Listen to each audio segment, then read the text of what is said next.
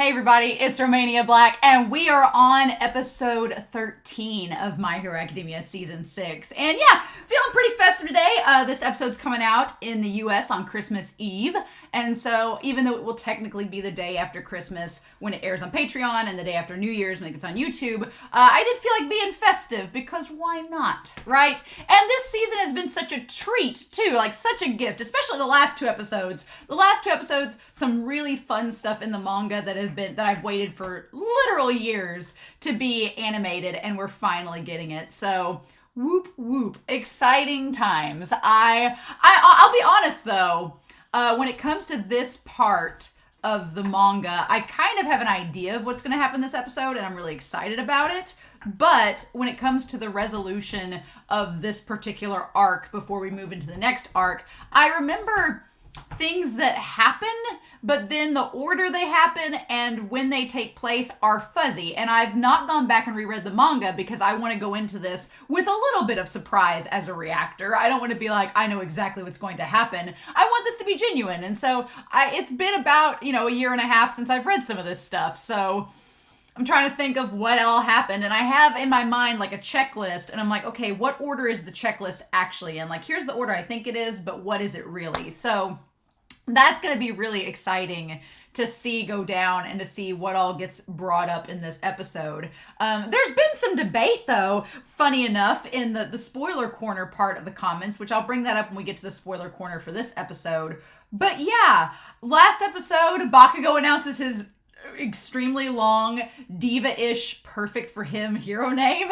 Best Jeanist is back, but Best Jeanist is back, but not by much. Like, he was starting to cough up blood there at the end. It was kind of like just a quick fix to try to get them out of that situation when it's like, yeah, this is not going to be enough to solve the problem. And Makia is still like not fully taken down. Endeavor is like on his like last limb. Dabi is breaking out of the restraints, and Shoto thinks he's gonna have to fight him, and Deku's like, what can I do? And it's all just Maki is finally succumbing to the anesthetic, but it's like, where do we go now? Like, how are our villains getting out of this? If they can, are they gonna get captured? Are they getting out? How does that work? And what is going to be the resolution? So there's a lot of what ifs and question marks with this episode, and I have an idea where it's going, but trying to remember and connect the dots is a little fuzzy. So I'm excited to see what happens in this episode and what all Bones manages to give us. But yeah, the last two episodes, 11 and 12, mwah, best of the season by far, and probably the best in a while for My Hero Academia. I feel like the Dabi storyline, if you're an anime only, I hope you've enjoyed the Dabi reveal as much as the manga readers have, because we were all a big feral mess. When those chapters came out, we were just like foaming at the mouth, like clawing, and that was around the time that season 5 was going down, and so we're all like, you have no idea. I'm sure there were so many comments on, and I'm sure I commented as well on other reactors being like, you have no idea, sweet summer children, what is to come, right?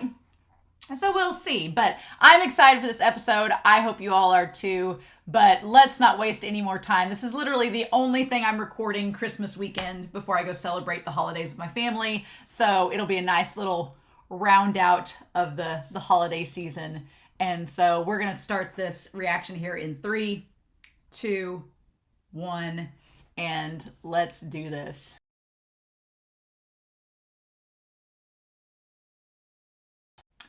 Well, that episode had a lot going on in it, and oh man, so we've officially, I feel like with this episode it's safe to say we've rounded out the arc. The arc that has been this war arc is like 13 episodes. Did it, here we go. It feels like it's so interesting because the way that they separate the cores in this series, I am glad, I will say this for Bones, I am glad that they do 25 episode seasons of My Hero Academia, because it would be a long wait to go and then like have to wait after this episode like another year for the second half. It's like, oh, come on, like, you want to see it all in full, right? But this definitely had the feeling of, okay, the final hour, we reached the climax of this arc, I feel, is Dabi's dance. I feel Dabi's dance is the climax. Like, you had, everything was building up with Deku versus Shigaraki. with Bakugo sacrificing himself against Shigaraki. Everything builds up, and the moment that Makia arrives with Dabi is like the climax. It's like, here we are. And then you have Dabi's dance, and then Best Jeanist showing up is like the twist at the climax that, oh wait, Lemillion's okay, Best Jeanist is okay, and then everything just kind of falls downhill from here. And so I feel like Compress and Dabi and Lemillion and Best Jeanist are at the peak of the climax, and then I feel like the next episode is just the fall, right? But I'll be honest, I don't really remember what happens after this moment. I know, like I said at the beginning of the episode of the reaction, I have a checklist of things that I know happens after this, but as far as what happens immediately afterwards, I'm still a bit fuzzy on. So this episode, though, perfectly encapsulating like the heroes and all of the sacrifices made. Best Jeanist pulled his weight, y'all. He was trying his hardest this whole episode and just like bleeding everywhere. Like Best Jeanist is like, what else can I do? What do you want from me, y'all? Best Jeanist is like, I have tried my hardest. So like just bleeding out of every possible orifice. Right? And so there is some interesting stuff going on here with the League of Villains, and we'll talk more in the spoiler corner about it. But man, Compress, I finally getting his reveal that, oh no, in the Squidward meme, oh no, he's hot. Like, it's hard for me to describe the feral pandemonium that was happening for manga readers about the time that all these chapters came out, because it was like one thing after another. Like, it was building up. Like the Shigaraki and Deku stuff we kind of suspected as an audience, because that's the point. It's Deku versus Shigaraki. Like, you expect that to happen, right? So the stuff leading up to like the Within Us chapters where it's the first user versus Shigaraki's master, all for one. Like, you expect that, right? And then it was just like, from there on, the moment that like Bakugo stepped in, it was just like one thing after another. Bakugo sacrificing. A few chapters later, Deku and Shigaraki. A few chapters later, okay, they're separated. A few chapters later, Dabi's here. Dabi's dance. Best Jeanist is alive. Lemillion's okay. Makia's here. What's happening? Endeavor and Shoto versus Dabi. And then it just like all like kept ramping up and up. And by the time that Compress revealed that he was hot, everybody was like, what else are you going to give us, Horikoshi? What else are you throwing at us? Like, it was just like a buffet of twist after twist after twist. And I do feel like the one cool thing about the week-to-week manga format is that you have that week in between for you to like speculate alongside fellow readers to be like, what the heck? That is one thing I miss with this channel, is with other series, I'm watching anime only. So for the reactions, and so I don't get a lot of like the week to week spectacle, right? But with My Hero Academia and One Piece, I still am reading those week to week. So that there's the spectacle is fun there, right? And I do like getting on, I don't really get on discussion forums as much. It's mainly Twitter. I'll see what people are saying and the discussions that are happening there. And it's fun. I like it. It's good to get that dose of week to week kind of chaos that forms and people freaking out, being like, well, wait, now hold on, what's happening? And I'll get on Tumblr a lot and like look at Tumblr posts and be like, okay, what is everybody saying is gonna happen? And it's fun. And back before I started this channel, I did a lot of like deep dives into the My Hero Academia chapters, and I just don't have time to do it as much now, but I need to, because they were a lot of fun. They were a lot of fun when I was doing them. And when the Compress thing came out, I remember everybody was freaking out because a lot of people had speculated and theorized that they wondered if he was related to the famous thief. Like, the moment the thief was brought up with Redestro and the Liberation Front, people were like, well, Compress is known for having sleight of hand and being kind of like, has like a thief motif. Like, is that going to be a relation? Turns out it was. I'm like, whoever predicted that, those of you that predicted Compress being related to the thief, props to you all. You guys deserve gold stars, because that's a great theory and prediction. It's not as obvious as Dabi's heritage, but it's a lot of fun, right? And I am glad they actually animated the chapters where they go to the cult. I didn't think they would. I'd forgotten about these chapters in the manga, but I'm actually amazed that they went back and animated them all. I feel like, and I'm sure those of you that have reread the manga at this point will comment down below, I feel like the stuff that happens here takes place earlier on, maybe around season 5. I want to say that maybe, yeah, this whole montage where they go to the house and they find the cult. I feel like maybe did that happen around season 5 and it was cut? Because I remember that there were some chapters last year that I would go back and look at the manga after watching the episodes, and I think there was a section where it was like, oh, they left this out. Why did they leave it out? They were saving it to put here. I mean, probably for obvious reasons. One, because to make the episode pad out to be, because the compress chapters are very fast and done. Like there's only like 2 or 3 chapters with Compress's whole backstory revealed, and then we move on to the end of the arc.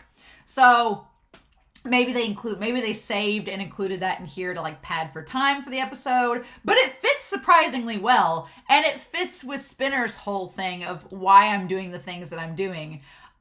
The funny thing about this whole arc is that I actually don't mind that they kind of go all gung-ho against this like creature rejection clan they're literally a clan, a cult that are against, heteromorphs like Spinner that seem pretty dastardly. It's like, well, they just got rid of them. They didn't arrest them like the heroes would, but okay. And you could say that it's bad that they murdered them all in cold blood, but they're pretty nasty themselves. So it's like, it's adding to that complexity, right?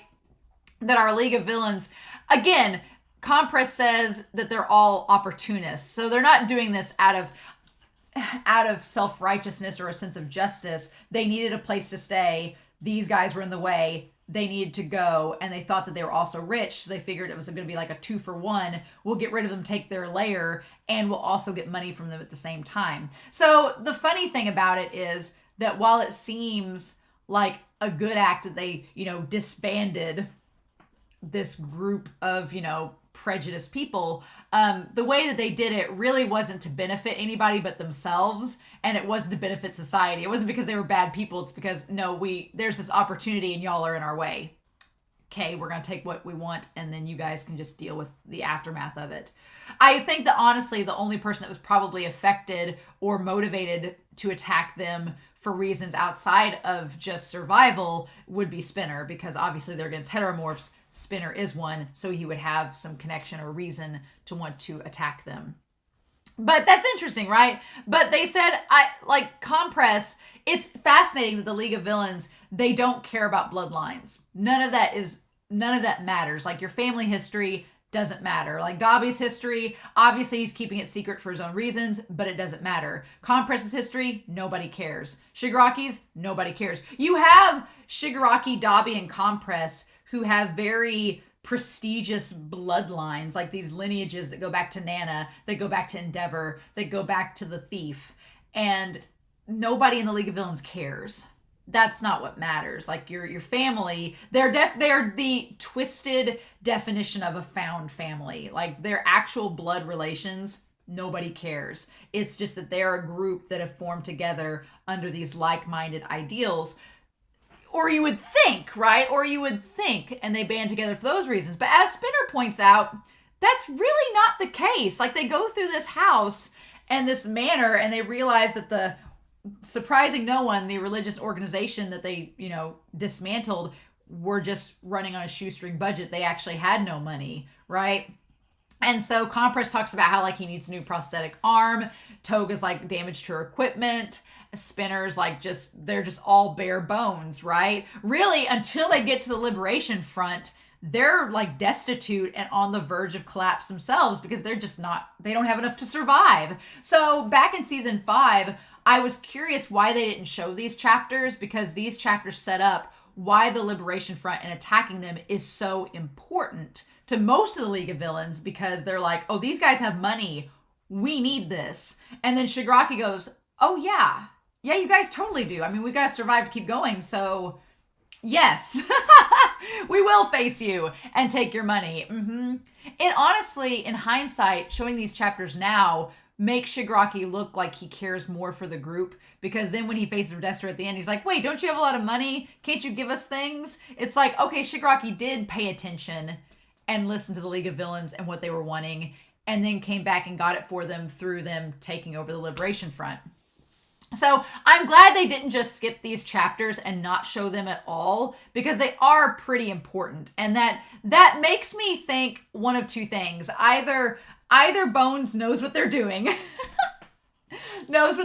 and planned this out to save these chapters for now because they'll tie to Spinner and Shigaraki's relations, they'll tie to Compress, and they'll tie to the overarching story and complete the episode better. Or they fully intended to skip these chapters and then enough people complained about it and they were like, fine, we'll put them in season 6 then. It's probably one of the two. I'm going to hope it's the former though.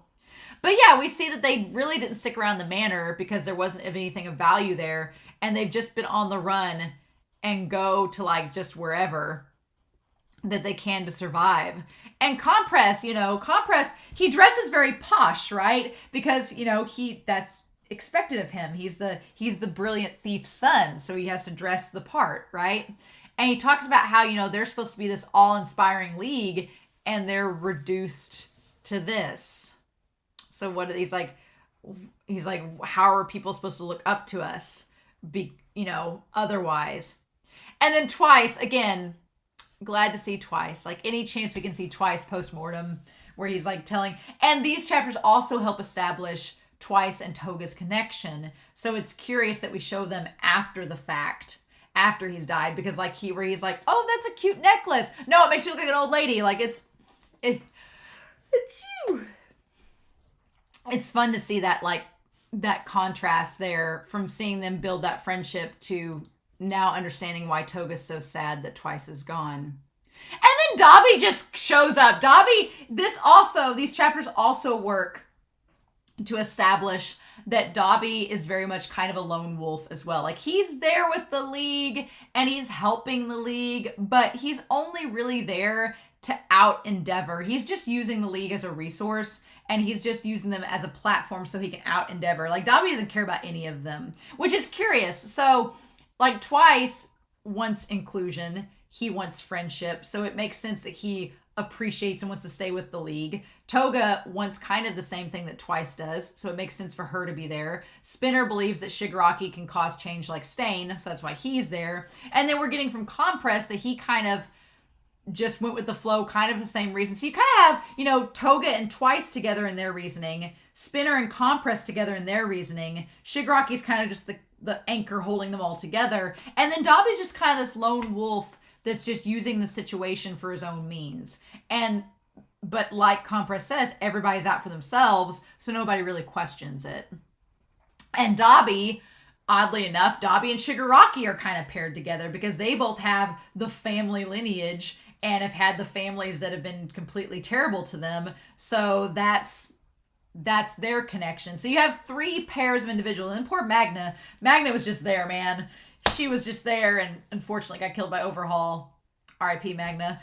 Can't help her. But she was the weak link, right? But you have 3 distinct pairs. You have Toga and Twice, Spinner and Compress, and Shigaraki and Dabi that are all 3 paired together with similarities between them. But as a group, they really don't have an overarching thread that ties all of them together, except that they want to change, that they want some kind of change to happen within the society they live in. That's pretty much it.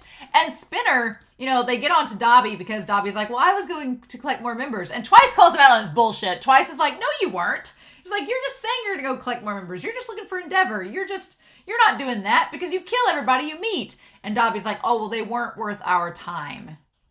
And Twice is like, yeah, no. And then Spinner goes, what is our goal?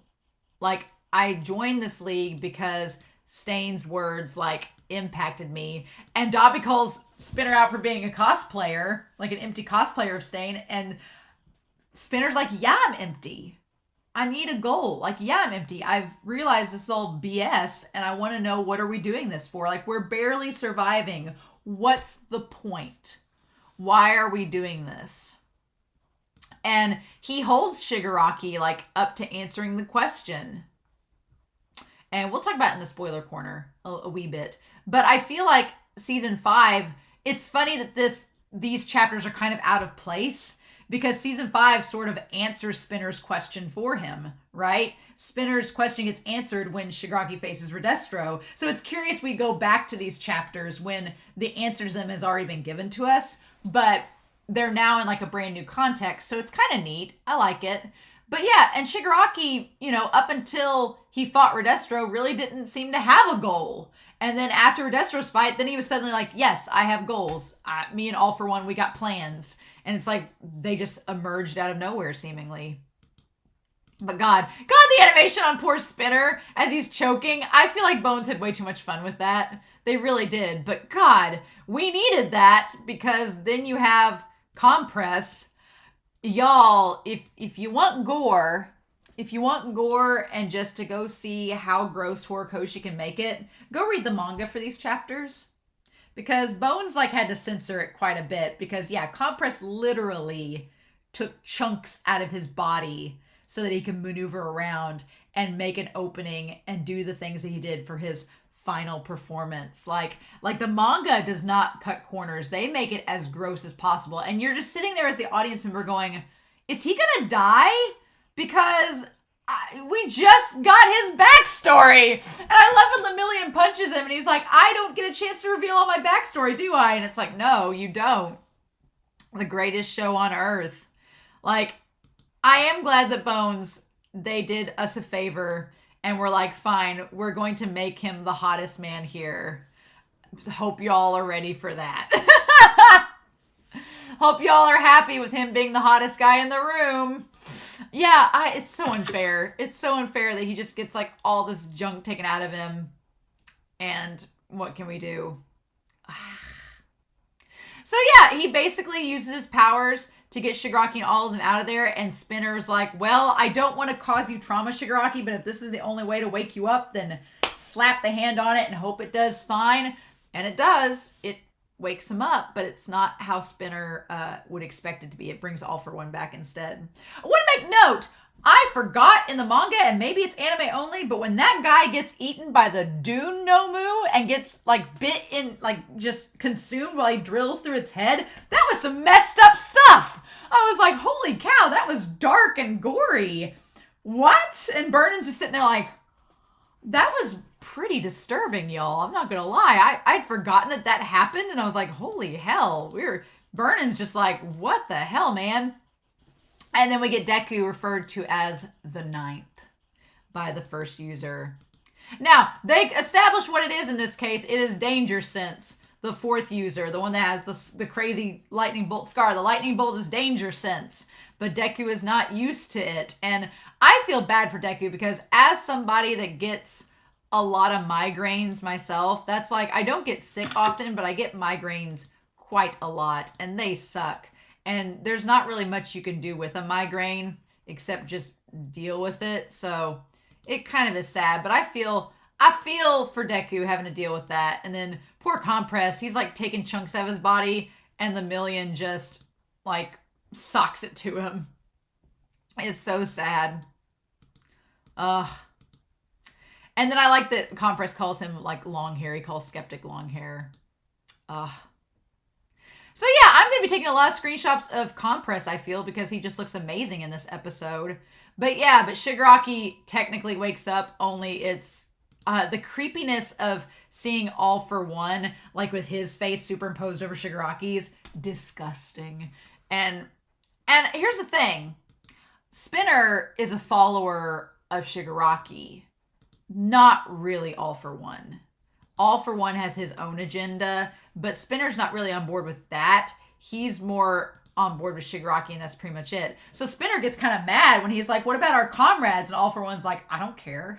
Which checks out, because All For One, it's All For One. He is literally the most lone wolf of the lone wolves. All For One cares about nobody but himself. So if he has to expend people and use people, he doesn't care. He's going to do it. It's kind of just insane that Spinner's just now realizing because he's just now seeing All For One, take over Shigaraki, just how messed up this situation is.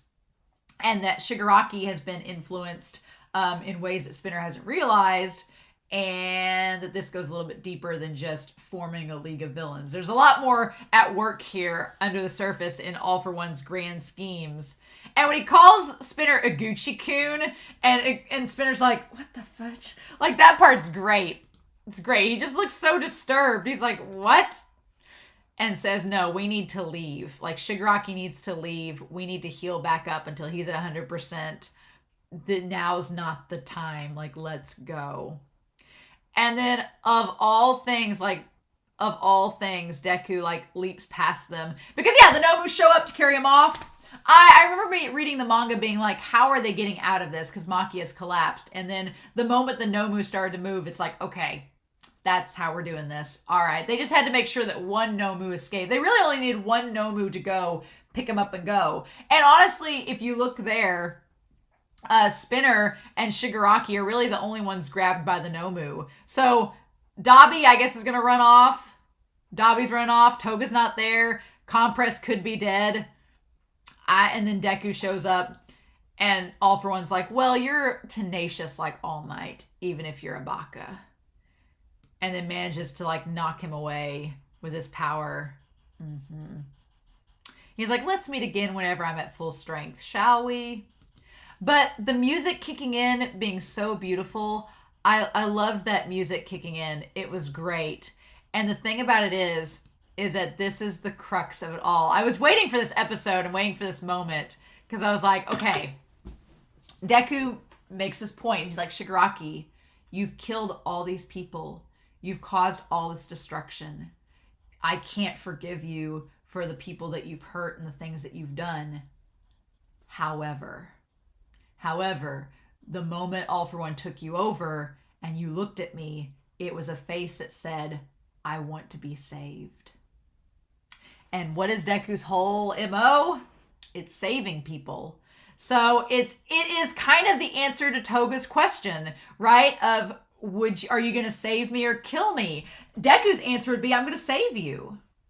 That would be his answer. His answer isn't Hawk's thing about killing. He's like, no. He's like, even as horrible as you are. Because Hawk's thing with Twice was, I have to kill you because you will cause all this destruction. You need to die for the sake of society. And Deku's thing is like, yeah, you're not good for society, but you don't deserve death. So that's not what a hero does. And it's like Deku's whole thing about saving. And at this point, it becomes clear that the epitome of the series may not be Deku defeating Shigaraki, but saving him from All For One. Whatever that ends up amounting to. But I loved it. I love the music choice that they did. I love that. I love the music choice. I love how they framed the last bit of it. Everything looks like it's in despair. There are heroes that are just tattered and bloody and just strewn across the ground. Our heroes, our President Mike's still running to Aizawa, and he doesn't even know what's happened yet with Aizawa. And it perfectly ends with that beautiful, serene piano music, just the calm after the hurricane and just the disaster strewn around them. It's wild. But yeah, that's the episode. I do have a lot of spoilers I want to talk about and touch base on, but this was a really, really good episode to round out the battle. It's a shame we don't get more with Compress, right? Whenever Lemillion punched him, he's like, I've not finished my backstory yet. It's a real shame, right? It is a real shame because you want more with him. You want to see that backstory expanded on further, and we just don't get that. So, or at least not this episode, but...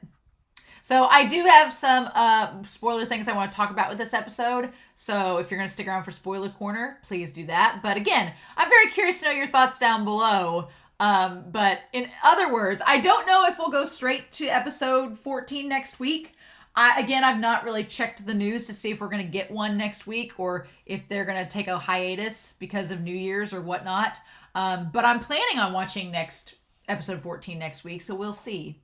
We'll see. If we don't get it, I'll put something in its place for Monday while we wait for the next episode. So in the meantime, I hope you all have a wonderful week. Please stay safe, take care, and I'll see you all with episode 14 of season 6 of My Hero Academia. But if you're sticking around for spoilers... again, the chapters being out of order, I'm totally fine with. I feel like Bones, I'm hoping they made that decision intentionally because I feel like the arc with Spinner that will come up. This seeing Spinner's moments with All For One has me so excited for later on when it's Spinner and All For One in the cave together. Those are some of my favorite Spinner moments because so far All For One has been this dominating, intimidating presence where everybody is scared the shit out of All For One. Like back in season 3 where the kids are terrified of him, like everybody's been shaking in their boots all throughout the series because of All For One and what he's capable of. But some of my favorite Spinner moments are the fact that Spinner is not really intimidated by All For One. He spends enough... Here's the thing. When you spend enough time with All For One, you start to realize how innately, like, cheesy he is as a villain. And it's not his personality that's truly threatening. It's the fact that he has all these powers. But All For One as a villain is so hammy that I love Spinner, who is like literally our most straight-laced, realistic character and grounded character in the League of Villains. And he's forced to like deal with this ham. And just seeing him be like, just seeing Spinner just be like, why am I here? What is this? Like, I can't wait for those parts to be animated because they're some of my favorite Spinner moments is him stuck in a cave with All For One just being like, why are we doing this? Like, it's the best. I really have faith that Bones will be able to pull it off, the humor of it, because it really is humorous when we get to that point of Shigaraki and All For One being in their separate bodies. But yeah, Compress. I wish we had more with Compress. I went feral when these chapters came out. They were so good. They made him look hot. I'm glad. I'm glad they made him look good, because I was afraid that that Bones would be able to capture Akuhiro's hotness, and they do. Also, Yukikaji and Dabi, great voice acting between them. I'm not lying. I don't really know when we're getting Endeavor's and Ray's confrontation in the hospital. I don't think it'll be next episode. It'll probably be like episode 15 or 16, but I'm looking forward to that. I'm looking forward to those chapters quite a bit. And then Dabi like in the manor with his hand over his head like a Victorian actress being like, woe is me. I'm waiting for those. That's gonna be a fun time. Yeah. But yeah, I didn't remember the Dune Nomu like devouring that one guy. Messed up stuff. Danger Sense. I wanted to talk about Danger Sense real quick. I get afraid in the actual reactions to say too much about Danger Sense because we were talking about in the comments the idea that, the fourth user died young because the quirk and the singularity theory and his body not being able to handle it. And now that we have it amplified, it's like Deku. The idea that these quirks are slowly killing him as the user, that it's all just coming to a head and Bakugo figuring that out. Like it's a lot, but the Danger Sense, like I feel like there is a more ominous sense of dread with it here in the anime than there almost was in the manga, because the anime, that green and everything, like making it so emphasized how much it's taxing on Deku. It's like, yeah, this is a problem. Danger Sense is it's a problematic quirk. I'm glad that not all of Deku's quirks are just like OP power-ups. Some of them have like a problem. Some of them are not perfect, and Danger Sense is like the epitome of that. But man, the way they animated his eyes and stuff with the green, that it's hard on his body and his head hurts. I get like Suwon vibes from Yona of the Dawn. If you've watched that series, I definitely get those vibes. But man. And then Lemillion just coming in and taking Compress out, and they don't even know each other. But yeah, I feel like they saved the stuff with Spinner and Shigaraki, and Spinner being like, what is our goal? Like, they're saving that because it's going to be a thread that keeps coming up between Shigaraki and Spinner. And I love Shigaraki and Spinner's relationships. I love their relationship in this series. I love the friendship or the bond that they have, whether you want to call it a friendship or not. I like it a lot. I think it's one of the more interesting aspects of the League of Villains is Spinner's belief and reliability in Shigaraki. Man, and now I'm looking at Compress, like, as he's passed out on the ground, missing body parts. Like, dude, still with the 8-pack? How'd he do it? Like, why? Horikoshi's like, I'm going to give you this hot guy, but he's going to be dead in, like, 2 chapters, so I hope you take advantage of it. And it's like, no, why? But I think he dies. I think Compress dies, doesn't he? I feel bad not remembering, but I'm pretty sure he dies. I feel bad not remembering, but I don't think he's in the current manga. So I feel like he's either died or like in a coma somewhere. I know you guys will comment down below, but I haven't reread the chapters. I just remember that he was pretty much dead at that point. It's like, wow. Ugh. And then, yeah, the whole thing about Deku realizing that Shigaraki wants to be saved. I was like, yes! I was going to get worried for a second because I thought they were going to flash back to like the Deku as a child, but they're saving that because Deku has to meet with the council. He has to meet with the council of Elrond inside his mind, the 9 around the circle. He has to meet with them, and then I'm so excited to see him like reverted back to his child form and seeing him reach for Shigaraki like he's reached for Bakugo. I'm ready for it. I'm excited. I can't wait to see that animated, especially like the way they beautifully did it with the song at the end of this.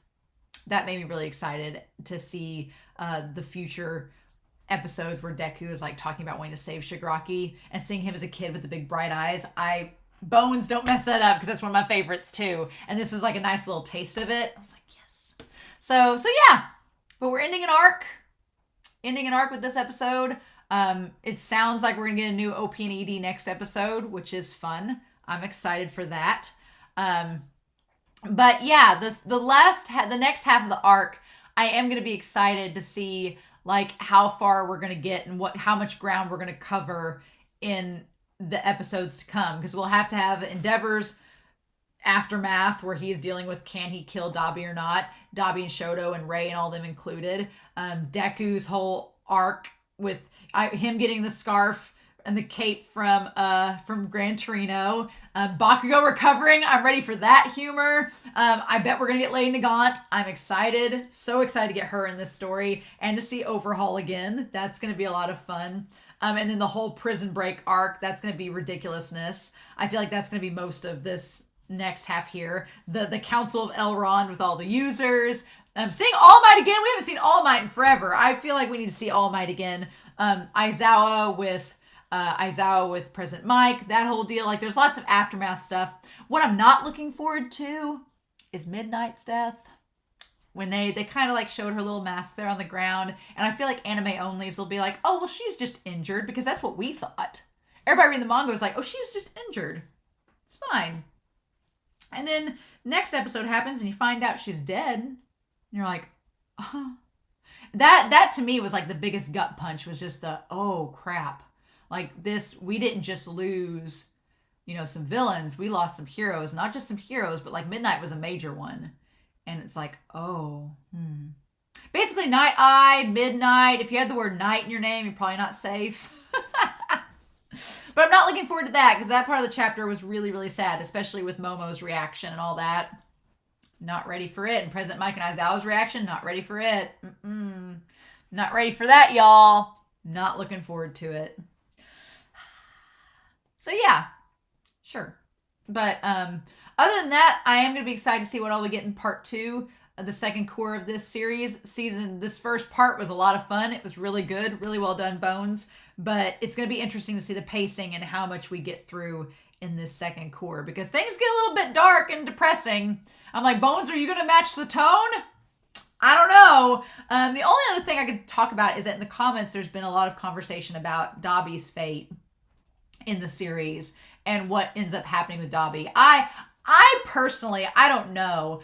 I love Dabi to pieces. He's one of my favorite characters, but I think he's going to die. I don't know. A lot of people are arguing, saying he'll probably live. And I don't know, because I feel like Shoto is going to get to save Dabi, but by saving him, he's going to make Dabi realize that Endeavor did love him and realize the errors of all the ways right before he dies, because he's literally burning alive. Like, he's literally flesh and bones. He's barely alive. Like, and I know some people are going to argue that he's like a Nomu and whatnot, but I don't know. I think it would feel cheap to Dabi's character if he suddenly got rehabilitated and was sunshine and rainbows with his family after all is said and done. I'm like, no, I just feel so cheesy, and like, I don't know. I feel like Dabi's death would be earned with everything he's gone through, and it would literally be, if he stays alive, I feel like that's always going to be a scar on Endeavor that he's going to deal with no matter what. I don't know. And I feel like Horikoshi can get away with killing Dabi because he's killed twice. He killed twice, and he could do it because twice is a villain. Dabi's technically a villain, so I feel he could get away with killing Dabi. I don't think he's going to kill Shigaraki, or if he does, it's going to be like of Shigaraki's own design. I don't know. I'm not going to be upset if Dabi lives, but they've got to do it right for it to make sense with the writing and to not feel cheap. That's why I don't want Dabi living to feel cheap. I want it to feel earned. So I don't know. It's going to be interesting to see the route that they go on. I'm not going to be sad if he lives because I love Dabi's character, but I'm curious how Horikoshi's going to handle it. But I could see him killing Dabi off. I really could. Bakugo, and some people were commenting saying, well, he didn't kill Bakugo off. I'm like, Bakugo's like the most popular character in the series, and he's like the big hero, and he's like shipped with Deku and Shoto and all that. He's not gonna kill off Bakugo. No, when everybody in the manga was freaking out about Bakugo dying, I'm like, you really think he's going to kill Bakugo off? No. It's a shonen manga at the end of the day. He's not going to kill off one of the main trio. No. Unless Deku dies like at the very end of this series, but I don't think he will. But unless he sacrifices himself and dies at the end of the series, I don't see that happening. I don't see anybody from the main trio dying. Nah. But we'll see what happens with Dabi, but I'll be curious to see how Horikoshi goes about it, honestly. And to see, I mean, really, I could see Spinner dying. Compress is practically dead. Twice is dead. Toga, I don't know about her. She could, like, all the League of Villains could end up dying. I don't know. We don't know, right? So it'll be interesting to see how they end up going about it and what they end up deciding. So we'll see, right? We shall see. So in any case, though, I am curious to hear your thoughts down below. I hope you all enjoyed this reaction discussion as much as I did, because this episode, I'm going to go take a lot of screenshots of Compress so that the Discord and Twitter can be filled with Compress beauty. So I hope you all have a wonderful, happy holiday, as well as a great new year. And I'll be back next time with episode 14 of My Hero Academia Season 6.